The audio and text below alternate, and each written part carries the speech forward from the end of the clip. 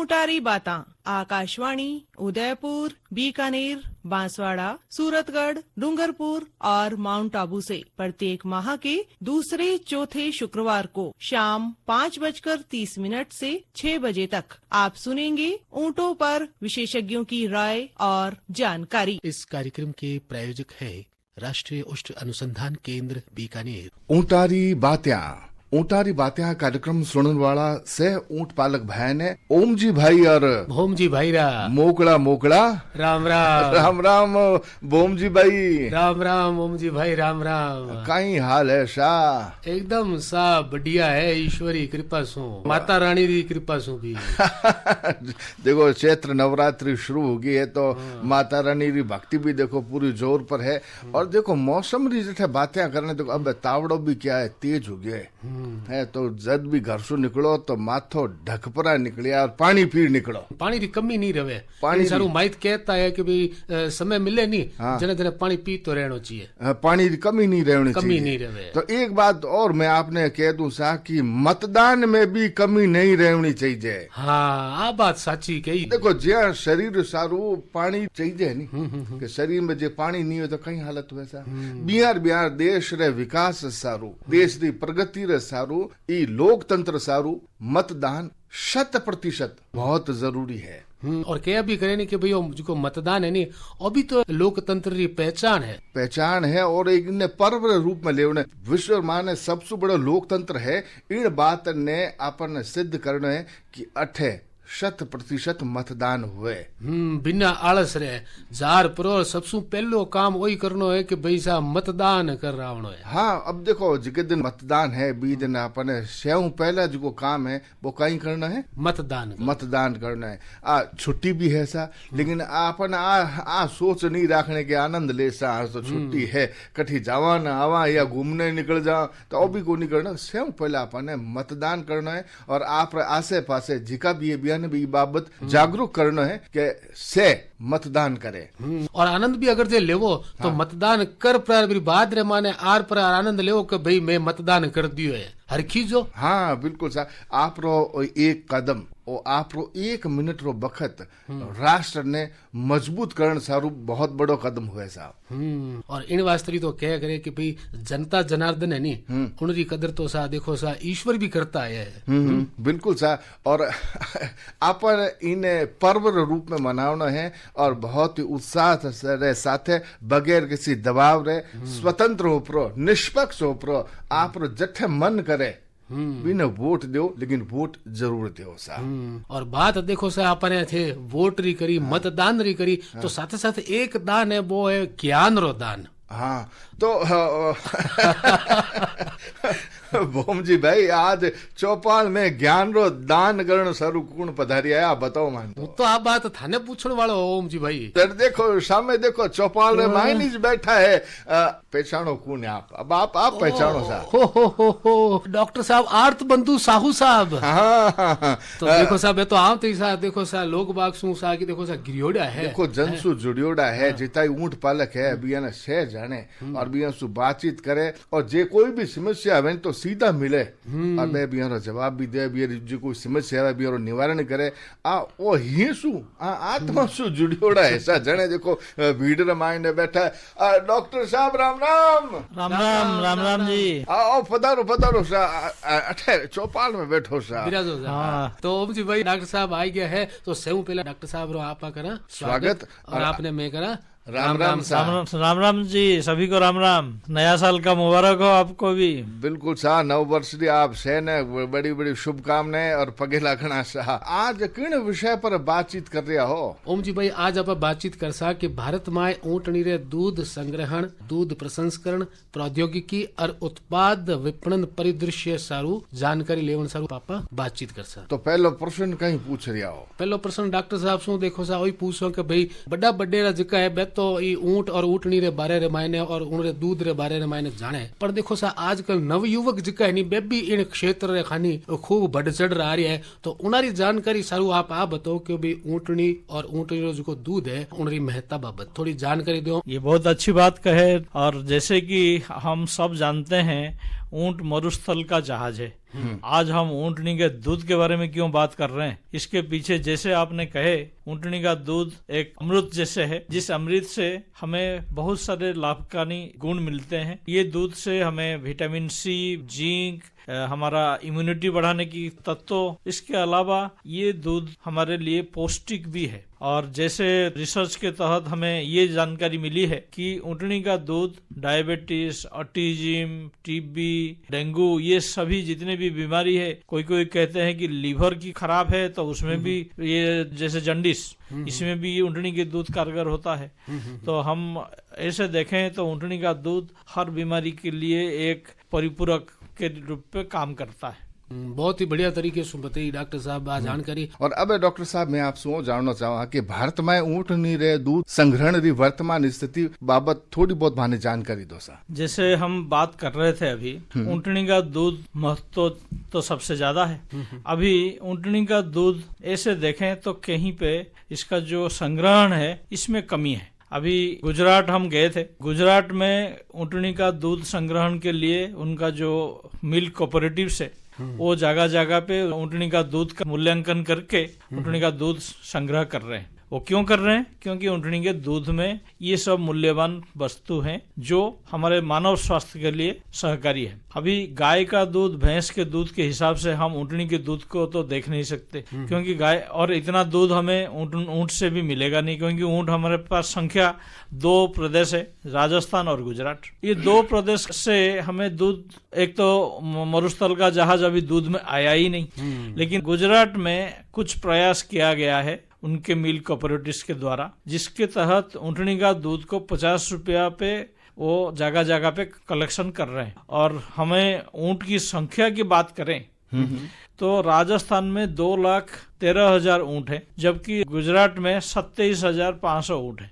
27,500 ऊँट से भी गुजरात में आज के दिन में 5,000 लीटर दूध कलेक्शन हो रहा है। और राजस्थान का हम बात करें तो हमारे पास 2 लाख से ज्यादा ऊँट होते हुए भी हमारा 2,000 लीटर दूध भी कलेक्शन नहीं हो पा रहा है। तो मेरा इस, जो आपने अभी जुबा के बारे में जो संदेश देने की बात कर रहे थे, हमें इसी दिशा में ऊँटनी का दूध का मूल्यांकन करके लोगों से दूध आज के डेट में भी कलेक्शन करें। हमें और कुछ मेहनत नहीं करना है, जो दूध दे रहे हैं उनसे दूध लेना है। दूध आज लेना शुरू कर दें तो आज जो संख्या राजस्थान में है उस संख्या के हिसाब से 40,000 50,000 लीटर दूध हम कलेक्शन कर सकते हैं, संग्रह कर सकते हैं, जो मानव स्वास्थ्य के लिए बहुत बड़ा एक कारगर साबित होगा।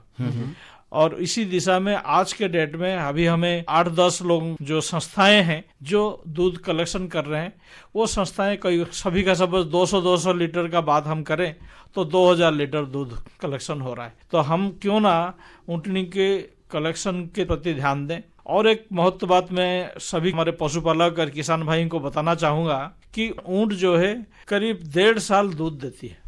उसके पीछे कारण यही है, गाय भैंस जो है वो 1 साल दूध देती है, 1 साल में वो 300 दिन आप मान लीजिए।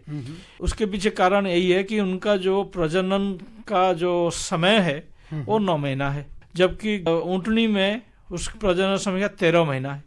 13 महीना होते हुए हमें हर साल बच्चा पैदा नहीं होगा, हर साल हमें दूध ले नहीं सकते। लेकिन ऊँट में एक क्षमता है कि ये बच्चा नहीं दे के भी ये दूध कंटिन्यूअसली देते रहता है। तो उसके पीछे जो महत्व वाली बात है, 3 साल में हम 2 बच्चे ले सकते हैं, तो करीब 1.5 साल दूध देने का क्षमता रहा। इसमें हमें हमारा जो डाटा कहता है, हम यहीं पे हमारे संस्थान में 4 प्रजाति के ऊँट रखे हैं, जिस प्रजाति के ऊँट का हम दूध कलेक्शन कर रहे हैं, और उसी डाटा के हिसाब से मैं कहूँ करीब 450 दिन ये दूध देने वाले हैं। उसमें से 3 महीना बच्चों के लिए दूध छोड़ दे, पहले 3 महीना, तब भी आपके पास जो है इतने सारे दूध हैं। उसके बाद बच्चा 3 महीने पीने के बाद, और बच्चे को तो नहीं चाहिए, ये दूध हम कलेक्शन संग्रह कर सकते हैं ऊँट से, जो बेकार जा रहा है। मैं बेकार जा रहा है इसलिए कह रहा हूँ क्योंकि जो पशुपालक या जो ऊँट रखे हैं वो ऊँट का दूध का मूल्यवर्धन करके या मूल्यांकन के वजह से बाजार में बेच नहीं रहा है। उसके पीछे कारण भी मैं किसान भाई सभी जानते हैं कि ऊँटनी के दूध में वसा कम है, बसा कम होने से उसका जो रेट है मार्केट में, वो जो कलेक्शन सेंटर में जो दूध कलेक्शन हो रहा है उस रेट में 15 से 20 रुपया मिलता है। तो 15 से 20 रुपया के लिए ऊंट पालक दूध निकाल के बेचने के लिए जाते नहीं है। ये एक कारण भी हो सकता है। जैसे मैं अभी गुजरात वाली बात कहा, वहां पे 50 रुपया मूल्यांकन किया है। हम राजस्थान सरकार भी 50 रुपया मूल्यांकन करके दूध का कलेक्शन शुरू करें। इन राजस्थान के पास भी कोऑपरेटिव है, हाँ बिल्कुल सर, वहां पे भी दूध का कोऑपरेटिव है, गुजरात का भी कोऑपरेटिव है। जब गुजरात इतने कम संख्या में 5000 लीटर दूध आज के डेट में संग्रह कर रहा है, राजस्थान भी संग्रह करने लगेगा तो राजस्थान का भी 5000 की जगह 50,000 दूध कलेक्शन हो सकता है। तो डॉक्टर साहब अब आप बताओ कि भाई गुजरात और राजस्थान में ऊँटनी रे दूध संग्रहण सारू NGO यानी कि स्वयं सेवी संस्थावां और सरकारी संस्थावां री कई भूमिका है। बात जब कलेक्शन का आता है तो कलेक्शन के लिए हमारे जो युवा है, युवा को एक रोजगार मिलने का भी व्यवस्था है जी। मैं कुछ उदाहरण आपके सामने प्रस्तुत करूंगा। हमारे राजस्थान में कुछ NGO भाई हैं जो अपना एक एक ग्रुप बना रखे हैं, कुछ किसानों को अपने साथ जोड़ रखे हैं, जिस किसान से ये ऊँटनी का दूध कलेक्शन करते हैं। जैसे मैं अभी 200-200 लीटर कहा, ऐसे 8-10 हमारे संस्था भी है।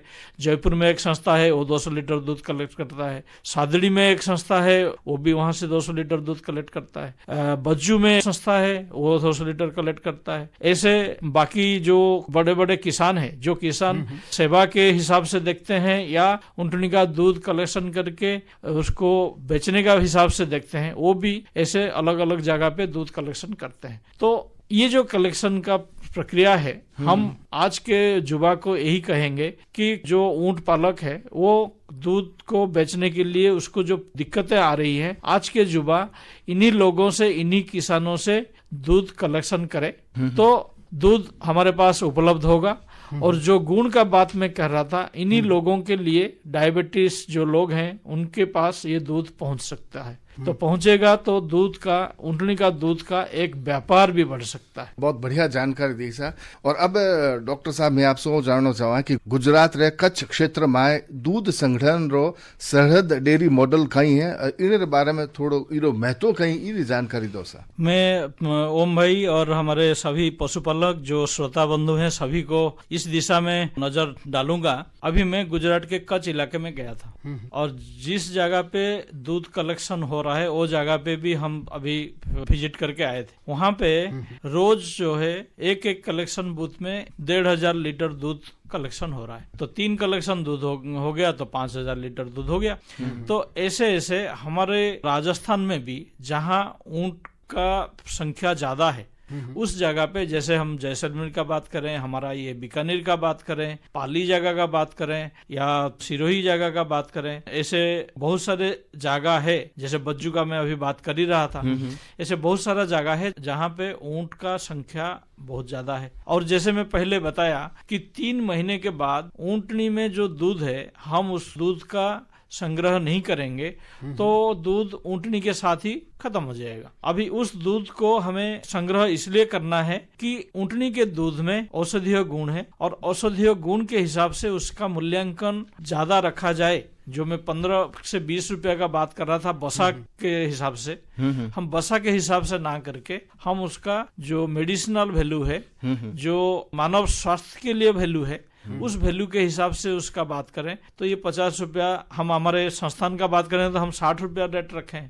तो राजस्थान में भी ऐसे 50 रुपया का कलेक्शन व्यवस्था की जाए तो आज जो है हमारे पास ऊँटनी का दूध कलेक्शन हो जाएगा। अभी बात आता है कि कलेक्शन हो जाएगा तो उसके बाद उसका लोगों के पास पहुंचेगा कैसे जी। तो पहली बात आता है, जो हम किसी भी कंपनी का जो दूध हम लेते हैं मार्केट से, उस कंपनी के दूध जो है वो पास्चराइज होके हमारे पास पहुंचता है। तो पास्चराइजेशन एक ऐसे प्रोसेस है जिससे कि दूध को हमें पैकेट के अंदर फ्रीज में 4 से 1 हफ्ता तक रख सकते हैं।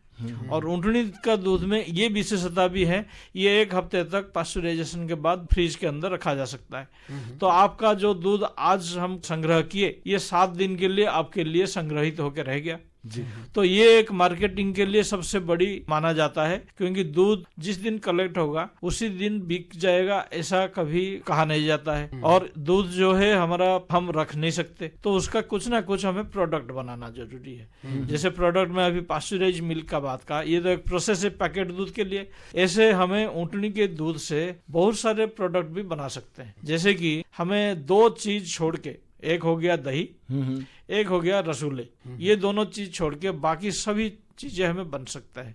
जैसे आप इससे घी बना सकते हैं, और इसका घी का मूल्य जो है वो भी दूसरे घी के मूल्य से ज्यादा है। अच्छा। इसका जो छाछ है, ऊँटनी का दूध छाछ आप पी लीजिए, कहीं से आप धूप में घूम के आ रहे हैं, कहीं परिश्रम करके आ रहे हैं, आपको इतना रिलैक्स महसूस होगा, गाय का भैंस के दूध के छाछ से इतना महसूस नहीं होगी। अच्छा। तो ये भी एक विशेष गुण है। तो हमें ऐसे ऐसे प्रोडक्ट बनाएं। और एक बात आता है कि और क्या बन सकता है, एक हो गया पाउडर। हमें दूसरे दूध से पाउडर बनाते हैं, तो ऊँटनी के दूध से भी पाउडर बनाए। तो ऊँटनी के दूध से पाउडर बना दें तो 6 महीना आप रख सकते हैं। अभी वो जो पाउडर बनाए उसका भी विशेष ध्यान देना जरूरी है। एक पाउडर तो होता है कि हम ऊँटनी का दूध को लोगों के पास कैसे पहुंचाए, वो पाउडर जो दूसरा पाउडर बनता है उस हिसाब से बना दें। और एक पाउडर बनाना है जो हमें फ्रीज ड्राई प्रोसेस पे, उसमें इसका मतलब यही है कि ऊँटनी के दूध में जो औषधीय गुण है उसको निहित रखना जरूरी है।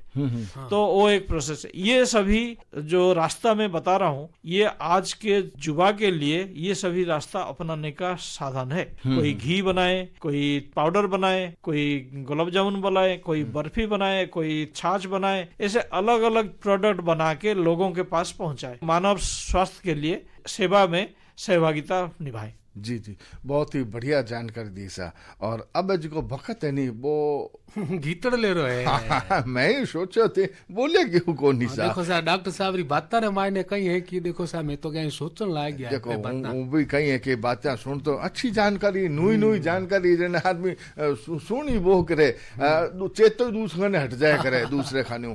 तो अब देखो अपने सुनना है गीतड़ लो। हाँ भाई सुनावा सा, आप से सुनो भैया एक गीतड़ लो।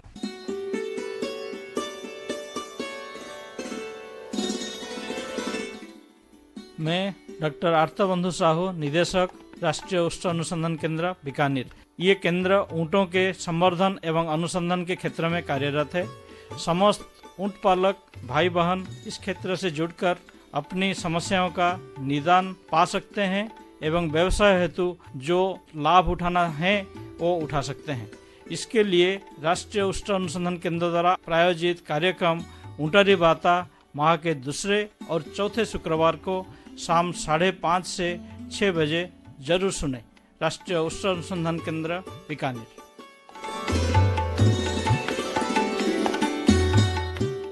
इन बेड़ा आपसे सुन रहा हो आकाशवाणी बीकानेर ढोलामारू चैनल री प्रस्तुति ऊँटारी बाता। और आज चौपाल में जानकारी देने सारू पधारिया है डॉक्टर आर्तबंधु साहू। आप निदेशक है राष्ट्रीय उष्ट अनुसंधान केंद्र बीकानेर में। और आज आप बातचीत कर रहे हैं भारत में ऊँटनी रे दूध संग्रहण, दूध प्रसंस्करण प्रौद्योगिकी और उत्पाद विपणन परिदृश्य विषय पर बातचीत कर रहे हैं। बात डॉक्टर साहब दूध प्रसंस्करण प्रौद्योगिकी और उत्पाद विपणन परिदृश्य री करा तो भारत रे संदर्भ रे सारू इनकी कई भूमिका है। इस दिशा में मैं सभी लोगों के सामने एक बात यही रखूंगा कि भारत में जो ऊँट है, ये ऊँट हमारे नेचुरल परिवेश है, उस परिवेश में पाले जाते हैं। भारत में हमारा जड़ी बूटी से लेके जंगल है, पौधे हैं, और ऐसे ऐसे पौधे हैं जिस पौधों से हमें जो दूध मिलता है वो दूध में सबसे विशेष गुण होता है। और मैं आप लोगों के सामने एक बात रखूं, बाहर से कुछ लोग आए थे, जैसे अमेरिका से हैं, अरब से हैं, उन लोगों का कहना है कि भारत की ऊँटनी के दूध में सबसे ज्यादा विशेष गुण है। तो इसका मतलब क्या हुआ, हमारा दूध भारत से भी दूसरे देश में भी जा सकता है। तो इसमें हमें बड़े बड़े कंपनियां भी आ सकते हैं। जो कंपनियां एक बार शुरू हो जाए तो ऊँट पालकों से दूध कलेक्शन करें। जो अभी हम संग्रह का समस्या की बात कर रहे थे, संग्रह का समस्या कोई है नहीं, केवल उसमें हमें दूध का मूल्यांकन को मेडिसिनल वैल्यू के बेसिस पे करनी है। तो जब बड़े बड़े कंपनियां आएंगे वो दूध कलेक्शन करेंगे और दूध को फिर विपणन के लिए, बाजार के लिए भारत में बेच सकते हैं और बाहर भी बेच सकते हैं। भारत में बेचने की जो जरूरत है, उस जरूरत के पीछे मैं एक बात आप सभी के सामने रखना चाहूंगा। बिल्कुल। भारत में आजकल डायबिटीज इतना तेजी से बढ़ रहा है। आज के दिन में 80 मिलियन लोग डायबिटीज से आक्रांत है। और ऊँटनी का दूध जो हम कहते हैं कि आधा लीटर दूध, मतलब आप सुबह 250 ml, शाम को 250 ml दूध लेते हैं तो आपको डायबिटीज के लिए इंसुलिन इंजेक्शन लेने की जरूरत नहीं है जी। इस दिशा पे हम बात करें तो भारत में जितने भी डायबिटिक पेशेंट हैं, इसमें से करीब 10% या 1% लोग भी ऊँटनी का दूध को पिए तो आज हमारे पास इतना ऊँट नहीं है कि इतना दूध हम उन लोगों को पहुंचा पाए। तो आप देखिए भारत में कितना बड़ा बाजार है। इसलिए बाजार की परिदृश्य आज भी बना हुआ है, हमें इसके ऊपर ध्यान देने की जरूरत है। तो क्यों ना इसी दिशा में हम एक कदम आगे बढ़ाएं। अभी मैं कहूंगा कि ये जो बीकानेर में ऊँटनी का दूध उपलब्ध करने का जो कदम बढ़ाया है, इस कदम को पहला कदम माने तो इस कदम को दूसरी कदम की तरफ आगे बढ़ें। तो आज जो हम बात कर रहे थे 2000 लीटर दूध 20,000 में 50,000 में पहुंचने में देर नहीं लगेगी। जी बिल्कुल कौन लगे साहब। और अब डॉक्टर साहब वो एक प्रश्न मारे सामू एक जन पर्ची में भेजे, मैंने थोड़ा पढ़ने में दिक्कत हो रही थी, समझ जाया न्यूट्रास्यूटिकल और यहाँ कहीं लिखियो है न्यूट्रास्यूटिकल मूल्य रे आधार पर ऊँटनी रे दूध रो मूल्य निर्धारण किन तरह होया करे, समझ गया नहीं हो डॉक्टर साहब? हाँ जी, हाँ जी। इसमें लोगों को मैं यही बताना चाहूंगा जो श्रोता भाई हमारे साथ आज जुड़े हैं। न्यूट्रास्यूटिकल का 2 शब्द है। न्यूट्रिशन मतलब हमारा पोषण के लिए है, सिटिकल मतलब फार्मास्यूटिकल है। तो फार्मास्यूटिकल मतलब मेडिसिन और इधर पोषण। तो जो दूध पोषण भी देगा और औषध के रूप में भी व्यवहार हो सकता है, उसी को हम न्यूट्रास्यूटिकल कहते हैं। तो पोषण और औषधि ये दोनों का गुण देखते हुए क्यों ना हम ऊंट को औषधि का भंडार कहें, जो मरुस्थल का जहाज कहते हैं, आज हम उसको औषधि का भंडार कह सकते हैं। और डॉक्टर साहब देखो सर, चालती चालती बेड़ा आप मारा ऊँट पालका ने आप बताओ कि भाई राजस्थान माए ऊँटनी रे दूध रो संग्रहण किन बात सुधर सके, इन बाबत संक्षिप्त रे माए ने थोड़ी जानकारी दो सर। मैं यही सभी से आग्रह करूंगा कि ऊँटनी में दूध है और 3 महीने तक भरपूर दूध पिलाएं अपने ऊँटनी अपने बच्चों को। उसके बाद भी हमारे पास 400 दिन है तो 400 दिन का हम दूध कलेक्शन करें। मैं एक ऊँटनी का बात हमारे संस्थान का करूं, करीब 450 दिन में उस ऊँटनी ने 4000 लीटर दूध दिया है। ये बहुत बड़ी बात है। बिल्कुल। तो आज हमारे पास 4 लीटर के हिसाब से भी देखें 400 दिन में 1600 लीटर दूध मिल सकती है। बिल्कुल। और ये साधन हमें हर युवा को हम कहेंगे कि वो अपने पीढ़ी को साथ दें और वो पीढ़ी के साथ ऊँट पालन में जुड़ जाएं। और ऊँटनी का दूध, जैसे मैं न्यूट्रास्यूटिकल कह रहा था, पोषण और मेडिसिन औषधि, ये दोनों को ध्यान में रखते हुए उससे हमें मानव स्वास्थ्य के लिए पहुंचा सकते हैं और मानव स्वास्थ्य में सहायक बन सकते हैं। जी, बहुत ही महत्वपूर्ण जानकारी दी सा। सौ मोटी बात है कि ई संग्रहण रे बेड़ा रमायने अपन साफ सफाई स्वच्छता रो विशेष ध्यान रखना जिगे सुके ऊँटनी रो जो दूध है वो खराब नहीं हुए। क्यों डॉक्टर साहब? ये बहुत बड़ी बात आपने कहे। हम दूध जिससे लेके आते हैं वो साफ होनी चाहिए। जितना साफ होगा, मैं तो आपके सामने कहूँ, ऊँटनी का दूध जो पीते हैं वो सीधे थन से निकालें और वहीं पे पी लिए। और उसके कारण यह है कि ऊँटनी का जो थन है कितने ऊंचे में रहता है, कभी गंदा होता नहीं है। लेकिन फिर भी हम यही बात करेंगे कि साफ सुथरा रखा जाए, थन को भी साफ किया जाए और साफ करके जब साफ दूध निकालेंगे, साफ दूध आपका लोगों के पास पहुंचने भी स्वास्थ्य के लिए भी सहायक होगा, हानिकारक नहीं होगा। बिल्कुल सर, ये छोटी छोटी बातें हैं लेकिन कीमती बातें हैं, अपन ने ध्यान रखना है। अब देखो घड़ी खानी तो देखो, हाँ क्या भी करे कि भाई घड़ी रे साथे चालनो ही चाहिए। हाँ, बखत रे साथे चालनो चाहिए। और अब आप आज्ञा ले लो सा। बिल्कुल। तो सर देखो, आज चौपाल में पधारे डॉक्टर आर्थ बंधु साहू, आप निदेशक है राष्ट्रीय उष्ण अनुसंधान केंद्र बीकानेर में, और आज आप बातचीत करी भारत में ऊँटनी रे दूध संग्रहण, दूध प्रसंस्करण प्रौद्योगिकी और उत्पाद विपणन परिदृश्य विषय पर। डॉक्टर साहब आप चौपाल में पधारे, माने इतनी अच्छी और बढ़िया जानकारी दी, इन सब में आपने देवा धन्यवाद। और आपने में करा सा राम राम सा। राम राम सा।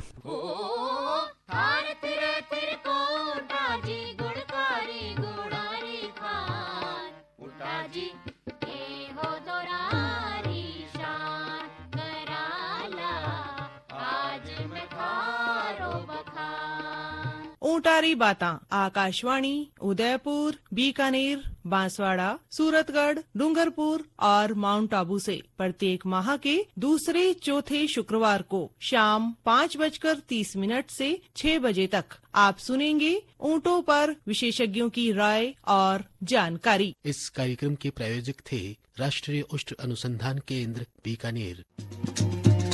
इन कार्यक्रम रा संयोजक श्री अमित सिंह और प्रस्तुति ही श्री महेश्वर नारायण शर्मा ने।